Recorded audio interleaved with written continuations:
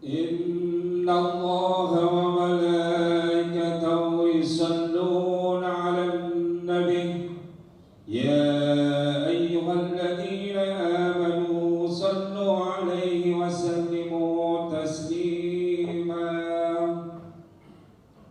Assalamualaikum warahmatullahi wabarakatuh. Allahu Akbar, Allahu Akbar, Allahu Akbar,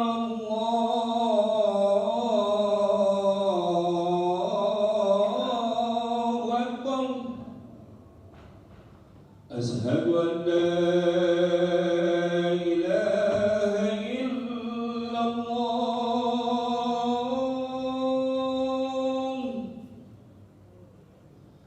Asyhadu an la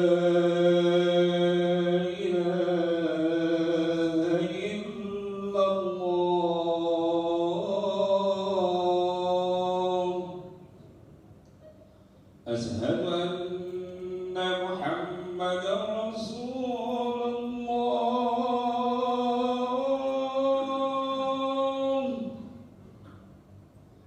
أشهد أن محمدا رسول الله.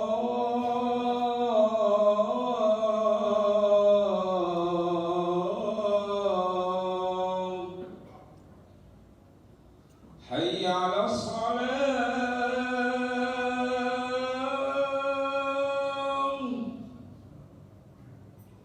حي على الصلاة،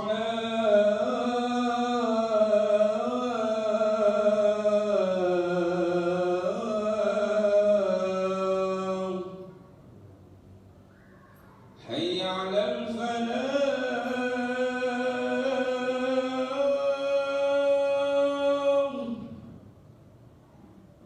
حي على الفلاح.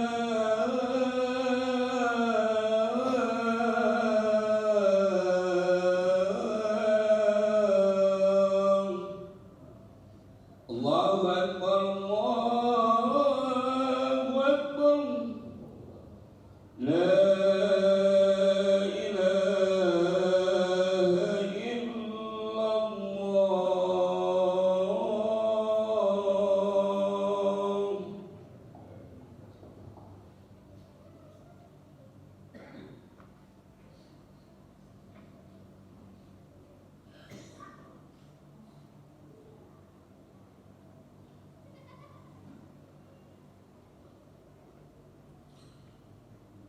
Alhamdulillah, alhamdulillahi rabbil alamin, allazi khalaqal insana fi ahsani taqwim, wa ja'ala asy-syamsa diya'an wal qamara nuran, wa qaddarahu manazila li ta'lamu 'adada as-sinina wal hisab. Asyhadu an la ilaha illallah wahdahu la syarika lah, al-malikul haqqul mubin, iyyahu na'budu wa iyyahu nasta'in.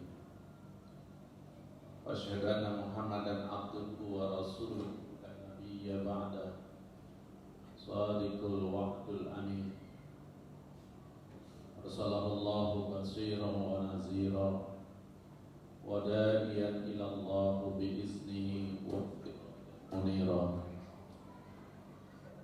Allahumma salli wa sallim wa barik ala nabiyyina Muhammadin wa ala alihi wa sahbihi wa man tabi'ahum bi ihsan ila yaumiddin. Amma ba'du, ya ibadallah, usikum wa nafsi bi taqwallah, faqad fazal muttaqun. Kama qala Allah Ta'ala bil Qur'anil Karim, a'udzu billahi minasy syaithanir rajim. Wa tazawwadu fa inna khairaz zadi taqwa. Wa qala Rasulullah sallallahu alaihi wasallam, ittaqillah haitsu ma kunta. Sadaqallahul azim wa sadaqa rasulun nabiyul karim wa nahnu ala zalika minasyahidin. Hadirin sekalian jemaah rahimakumullah, pertama tentunya senantiasa kita memanjatkan puji dan syukur kita kepada Allah Subhanahu wa taala atas segala limpahan nikmat yang diberikan kepada kita, terutama nikmat iman, nikmat Islam, dan nikmat hidayahnya, sehingga kita bisa melaksanakan kewajiban kita pada siang hari ini, yaitu sholat Jumat dengan berjamaah. Salawat dan salam tak lupa kita sampaikan pada uswatun hasanah kita, Rasulullah Sallallahu Alaihi Wasallam. Mudah-mudahan kita senantiasa jadi umatnya yang dapat istiqomah dalam melaksanakan ketentuan-ketentuan Allah dan menghidupkan sunnah-sunnah dari Rasulullah Sallallahu Alaihi Wasallam, sehingga kita menjadi orang-orang yang selamat dunia sampai akhirat nanti. Khatib berwasiat pada diri sendiri dan kita bersama, mari senantiasa kita tingkatkan iman dan takwa kita kepada Allah Subhanahu wa Ta'ala.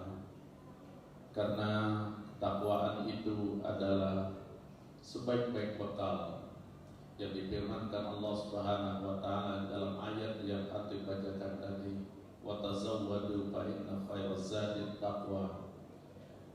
Berbekallah kalian, sebaik-baik bekal adalah takwa. Itu juga wasiat dari Rasulullah sallallahu alaihi wasallam dengan mengatakan ittaqillah haitsu ma kunta. Bertakwalah kepada Allah di mana saja kalian berada. Hadirin sidang Jumat rahimakumullah, 2 hari yang lewat kita telah memperingati, mengingat peristiwa besar yang terjadi dalam Islam pada bulan ini, pada bulan haram ini, yaitu peristiwa Isra dan Mi'rajnya Rasulullah Sallallahu Alaihi Wasallam. Peristiwa Isra dan Mi'rajnya Rasulullah Sallallahu Alaihi Wasallam itu adalah peristiwa yang sangat besar, peristiwa yang harus diingat oleh umat Islam, oleh kita semua. Bukan mengingat hanya peristiwanya saja, tetapi peristiwa itu mengingat dari apa makna, apa hikmah dari peristiwa Isra dan Mi'rajnya Rasulullah Sallallahu Alaihi Wasallam. Itulah yang paling terpenting buat kita. Apa yang peristiwa dari Isra dan Mi'raj Rasulullah Sallallahu Alaihi Wasallam itu? Pelajaran yang bisa kita ambil, hikmah yang bisa kita ambil dari peristiwa tersebut oleh para ulama begitu banyak, tetapi beberapa hal saja pada kesempatan ini Khatib ingin sampaikan untuk mengingatkan kepada kita bahwa peristiwa Isra dan Mi'rajnya Rasulullah Sallallahu Alaihi Wasallam itu yang pertama oleh para ulama mengatakan dia adalah merupakan persaksian ayat-ayat Allah kepada Rasulullah Sallallahu Alaihi Wasallam untuk menghibur Rasulullah Sallallahu Alaihi Wasallam yang pada waktu itu Rasulullah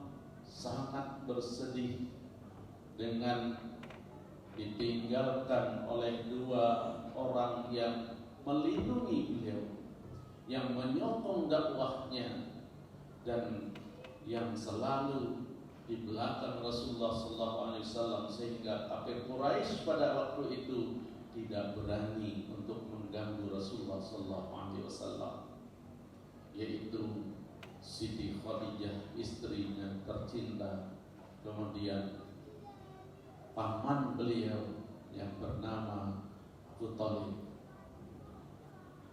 Itulah yang terjadi pada waktu itu, sepertiga kedua, sehingga disebut tahun itu dengan Amul Huzni, tahun kesedihan dari Rasulullah SAW. Maka Rasulullah SAW kemudian diperjalankan oleh Allah Subhanahu wa Ta'ala, dan di perjalanan itu Rasulullah dihibur dengan peristiwa-peristiwa atau pemandangan-pemandangan yang diperlihatkan oleh Rasulullah kepada Rasulullah Sallallahu Alaihi Wasallam. yang peristiwa itu memang menjadi ujian keimanan baik pada masa itu maupun sekarang ini.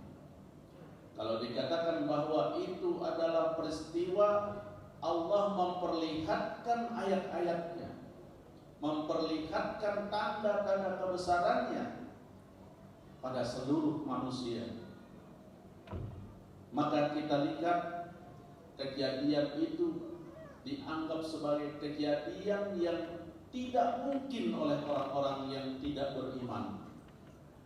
Tetapi bagi orang-orang yang beriman, maka dia akan percaya dengan sepenuhnya. Kenapa mereka tidak percaya dengan kejadian itu? Dalam hitungan mereka, orang-orang kafir itu perjalanan dari Masjidil Haram ke Masjidil Aqsa itu saja di Palestina, mereka katakan kalau pakai kuda yang sehat kurang lebih perjalanannya 4 hari 4 malam. Kemudian mereka coba reka-reka dari bumi sampai langit pertama itu jaraknya, kalau dengan perjalanan maka jaraknya itu adalah 3.000 tahun perjalanan dengan cahaya baru sampai langit pertama. Begitu juga dari langit pertama ke langit kedua dan seterusnya, sehingga kalau dikalkulasikan sampai langit ketujuh menjadi 21.000 tahun perjalanan dengan cahaya. Maka mereka katakan tidak mungkin ini terjadi. Sehingga di antara mereka, bahkan di antara umat Islam atau ulama-ulama Islam pun ada yang mengatakan atau ada yang bertanya, apakah peristiwa itu terjadi dengan ruh saja, seperti orang mimpi, ataukah dengan raganya Rasulullah SAW juga. Nah, maka kalau kita kembali kepada ayat-ayat Allah yang Allah sendiri katakan untuk memperlihatkan ayat-ayatnya, tanda-tandanya, maka di dalam Al-Quran sering kita baca, innama amruhu iza arada syai'an ayyakula lahu kun fayakun. Kalau Allah sudah menghendaki sesuatu, maka Allah cukup mengatakan jadilah, maka jadilah sesuatu itu. Tidak perlu sampai 4 jam. Maka itulah yang terjadi ketika kafir Quraisy pada waktu itu mendengar berita tersebut, maka dikatakan sudah terlihat bahwa Muhammad itu adalah orang tidak waras. Maka dia segera sampaikan kepada sahabatnya Abu Bakar As-Siddiq, apakah engkau percaya dengan apa yang dikatakan oleh Muhammad itu? Apa yang dikatakan oleh Abu Bakar As-Siddiq?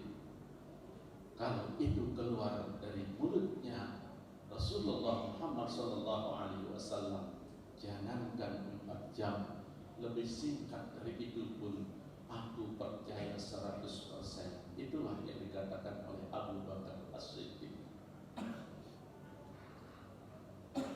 Kenapa? Karena peristiwa itu bukan kemauan Rasulullah SAW, bukan kemauan seorang manusia yang mulia, tetapi itu adalah kemauan Allah Subhanahu wa Ta'ala. Bukankah orang yang tidak ada tadinya menjadi ada?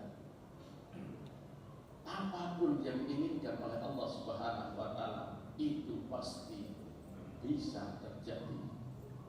Inilah yang disampaikan oleh Abu Bakar kepada mereka dan kepada umat Islam secara keseluruhan.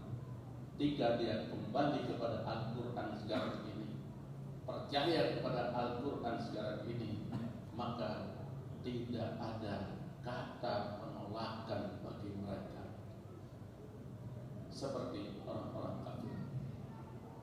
Hadirin sedang Jumat rahimakumullah, di dalam perjalanan Rasulullah sallallahu alaihi wasallam Isra dan Mi'raj itu disebutkan di situ Rasulullah sallallahu alaihi wasallam pertama diperlihatkan oleh Allah Subhanahu wa taala ada sekelompok manusia yang bercocok tanam, dan bercocok tanam pada hari itu, pada waktu itu juga dia menuai hasilnya. Pada waktu itu juga ketika dia menanam tanam, langsung dia mendapatkan hasilnya, yang membuat Rasulullah sallallahu alaihi wasallam terheran. Maka Rasulullah sallallahu alaihi wasallam bertanya kepada malaikat Jibril, siapakah mereka itu wahai Jibril? Jibril mengatakan kepada Rasulullah sallallahu alaihi wasallam, itulah para mujahid fi sabilillah. Itulah orang-orang yang berjuang di jalan Allah, maka dia nanti akan senantiasa memetik hasilnya dari perjuangan mereka itu. Orang-orang yang berjuang di jalan Allah dengan perjuangan apapun, maka dia akan mendapatkan hasil seperti itu yang disampaikan oleh malaikat Jibril, yang membuat Rasulullah SAW menjadi tertidur dengan apa yang dikatakan oleh malaikat Jibril itu.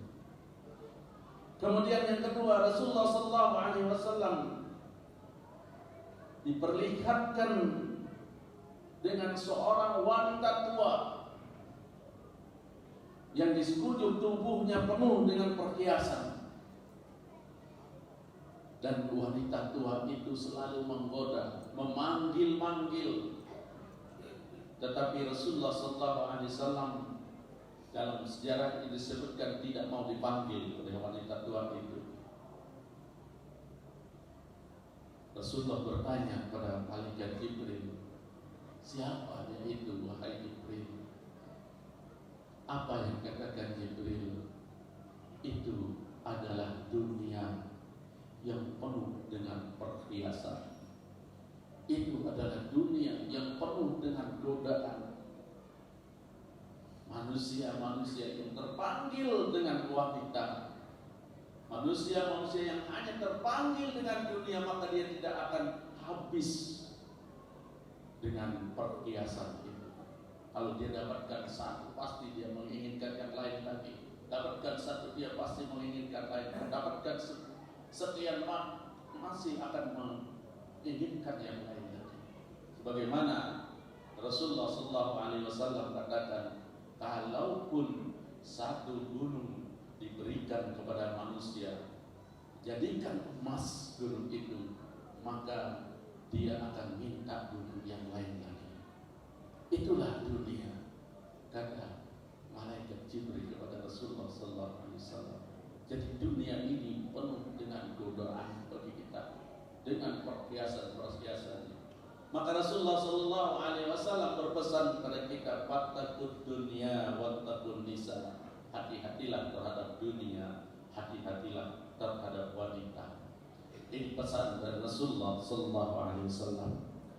Yang ketiga, Rasulullah SAW diperlihatkan oleh Allah Subhanahu wa taala, yaitu melihat orang-orang yang memukul kepalanya, senantiasa memukul kepalanya dengan batu sehingga berdarah, sehingga kepalanya hancur. Tetapi kepala itu setelah hancur kembali lagi seperti semula. Dia hancurkan lagi, dia pukul lagi, kembali lagi seperti semula, begitu seterusnya. Sehingga Rasulullah SAW pun terheran dengan orang tersebut. Maka Rasulullah bertanya lagi kepada malaikat Jibril, siapakah mereka itu wahai Jibril?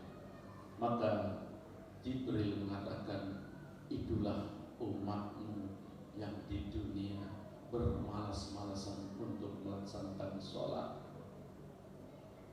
Itulah umatmu yang bermalas-malasan melaksanakan sholat. Nanti dia akan menyesal, dan penyesalan itu diperlihatkan dengan memukul-mukul kepalanya sendiri, kata malaikat Jibril salam.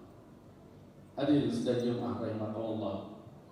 Maka ini yang membuat Rasulullah sallallahu alaihi wasallam kemudian bahagia dan gembira pada waktu itu, sehingga amul husninya hilang dengan apa yang diperlihatkan oleh Allah Subhanahu wa taala. Kemudian Rasulullah sallallahu alaihi wasallam tentunya sampai ke Sidratul Muntaha dalam rangka untuk menyambut atau mengambil perintah dari Allah Subhanahu wa taala yang langsung.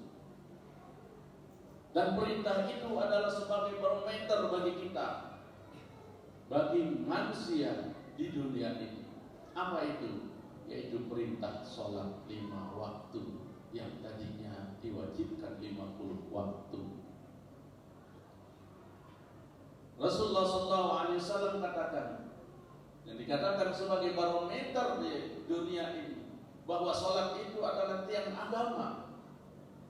Aman tarakaha faqad kafara. Rasulullah SAW, siapa yang meninggalkan sholat, sungguh dia sudah kafir. Di akhirat nanti kemudian Rasulullah SAW juga mengatakan, awwalu ma yuhasabu 'alaihi al-'abd as-shalah. Fa in saluhat saluhat sa'iru amali, wa in fasadat fasadat sa'iru amali. Yang pertama akan dilihat, dihisab pada hari kiamat nanti kata Rasulullah adalah sholat. Kalau sholatnya sudah benar, maka dianggap seluruh amalnya yang lain itu benar. Tapi kalau sholatnya tidak benar, maka dianggap seluruh amal yang lain itu tidak benar.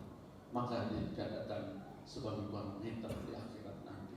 Di dunia sebagai barometer orang itu kafir atau mukmin tergantung dari dia melaksanakan sholat atau tidak.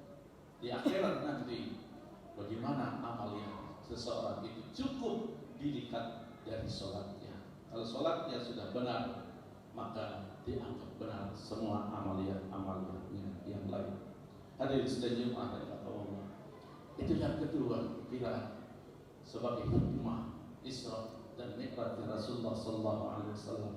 Dan yang ketiga yang terpenting dari peristiwa Isra dan Mi'raj Rasulullah sallallahu alaihi wasallam ini adalah sebagai ujian bagi kita sekarang ini dan bagi kaum muslimin sebelumnya juga. Ujian kepada kita sekarang ini, apakah kita masih percaya dengan apa yang difirmankan Allah Subhanahu wa taala, yaitu Al-Qur'anul Karim, yang selama ini kita lihat sekarang lebih banyak lagi orang-orang yang coba untuk menghancurkan Al-Qur'an, membakar Al-Qur'an itu, menginjak-injak, mengejek-ngejek Al-Qur'an itu.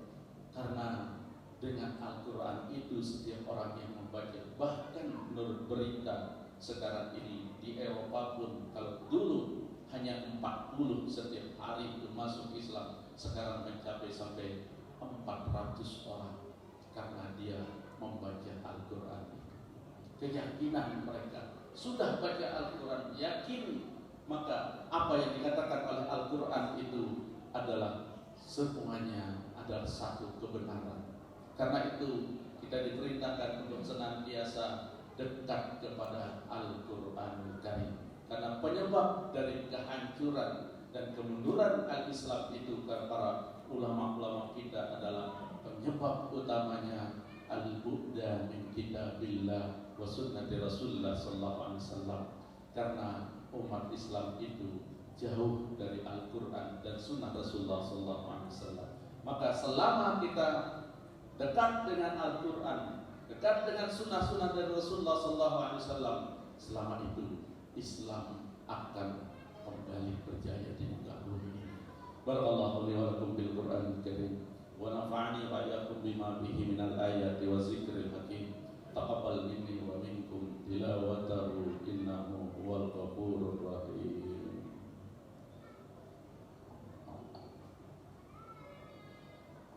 Allahumma salli ala Sayyidina Muhammad wa ala ali Sayyidina Muhammad.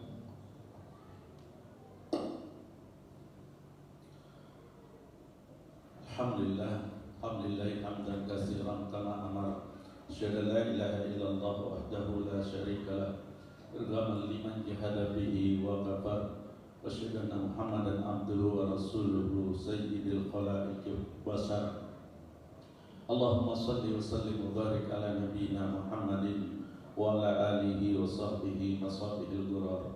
Amma ba'du fa ya ibadallah ittaqullah min sima'il lahu yafudu lil khabar wantahu amma nahakum anhu wa sajar wa'lamu anna Allah ta'ala bi amri bada'i bi nafsi wa sanna bi malaikatil musabbihati bi kursi sallata bikum ayyuhal mu'minuna min bariyatil jinni wa insi. Faqala ta'ala mumbiran wa amira inna Allah wa malaikatahu yusalluna 'alan nabi ya ayyuhalladzina amanu sallu 'alaihi wa sallimu taslima. Waradallahu anhum khulafa'ir rasyidin Abi Bakrin wa Umar wa Utsman wa Ali wa as-sahabati ajma'in wa tabi'in wa tabi'it tabi'in wa man tabi'ahum bi ihsan ila yaumiddin wa 'alaina ma'ahum bi rahmatika ya arhamar rahimin. Allahumma ighfir lil muslimina wal muslimat wal mu'minina wal mu'minat al ahya'i minhum wal amwat innaka sami'un qaribun mujibud da'wat. Allahumma ansur man nasara ad-din wa khzul man hazala al-muslimin waj'al baldatana hazihi aminatan mutmainnah wa sa'iri baldanil muslimin.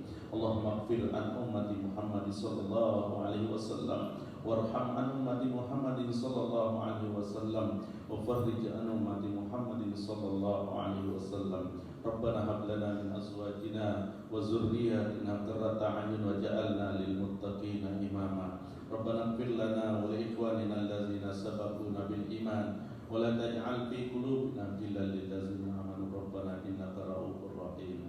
Rabbana atina fid dunya hasanah wa fil akhirati hasanatan wa qina azabannar. Ibadallah innallaha ya'murukum bil adli wal ihsan wa ita'i dzil qurba wa yanha 'anil fahsya'i wal munkari wal baghi ya'izukum la'allakum tadhakkarun. Fadhkurullahal 'azim yazkurkum wa sallu min fadlihi yu'tikum wa la zikrullah